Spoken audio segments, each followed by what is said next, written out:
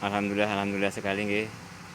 Alhamdulillah kula saged pinanggih, tasih pinanggih simbah kula Simbah Sukinem.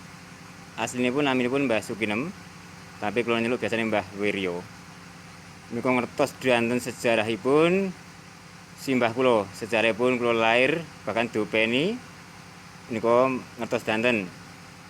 Nggih menika Mbah Wiryo Sukinem. Umure 103 tahun.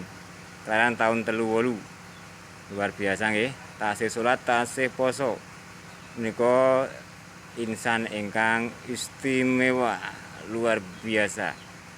Menika kancanipun simbah kula, mboten kanca leh. Istilahipun bendina teng kene simbah kula, kancane jagongan simbah kula, Simbah Wagiem Daler. Mergo enten sidatan wonten pipinipun. Nggih, Mbah Wiryo.